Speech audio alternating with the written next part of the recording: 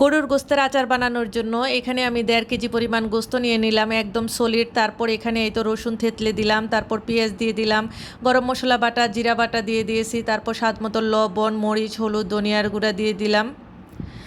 এবার দিয়ে দিব এর মধ্যে খাঁটি সরিষার তেল। এই সরিষার তেলটা দিতেই হবে গরুর গোস্তের আচারের মধ্যে। তারপর এখানে ছিল টমেটো আর কাঁচামরিচ, পেঁয়াজ বাটা দিয়ে দিলাম 4 টেবিল চামচ পরিমাণ। এবার এটাকে ভালো করে হাতে মেখে এটাকে ঢাকনা দিয়ে ঢেকে রেখে দেব আমি আধা ঘন্টার জন্য। এই তো তারপর একটা ভারী তলানিযুক্ত একটা হাঁড়ি আমি নিয়ে নিয়েছি, এটার মধ্যে সবটুকু গোস্ত আমি ঢেলে দিলাম, তারপর একটু নেড়ে চেড়ে দিলাম। এটার মধ্যে এক্সট্রা কোনো পানি দেওয়া যাবে না, যতটুকু পানি গোস্ত থেকে উঠবে ততটুকু পানি দিয়ে আমি এটাকে সিদ্ধ করে নিব। তো এই তো দেখতে পারতেছেন অনেকটুকু পানি উঠে গেছে, একদম লো আছে এটাকে আমরা রান্না করে নিব। তো এই পর্যায়ে কিন্তু আমার গোস্তটা সুন্দরভাবে সিদ্ধ হয়ে গেছে। এই তো এটা কিন্তু তলানিতে লেগে যায় নাই, বাট এটা কিন্তু একদম শুকনা শুকনা হয়ে গেছে।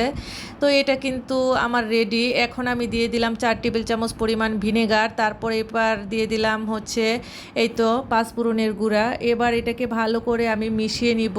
এভাবে স্টেপ বাই স্টেপ কিন্তু কাজটা করে নিতে হবে। তারপর এখানে বাগারের জন্য আমি দিয়ে দিলাম তেজপাতা, তারপর গরম মশলা, এখানে দিয়ে দিলাম 2 মোট পরিমাণ রসুন। এবার এটাকে ভালো করে ভেজে নেওয়ার পর এখানে কয়েকগুলো আমি শুকনো মরিচ দিয়ে দিলাম।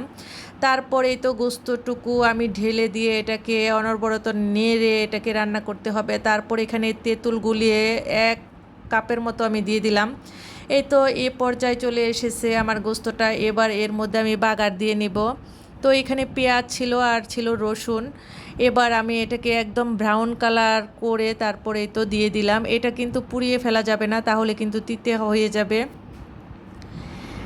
এই তো এবার আমি শেষ পর্যায়ে এসে এখানে কতগুলো শুকনা মরিচ আর এখানে পাঁচফোড়নটাকে টেলে আমি গুঁড়ো করে নিয়ে এই তো দিয়ে দিলাম, এতে করে ফ্লেভারটা অনেক ভালো আসে।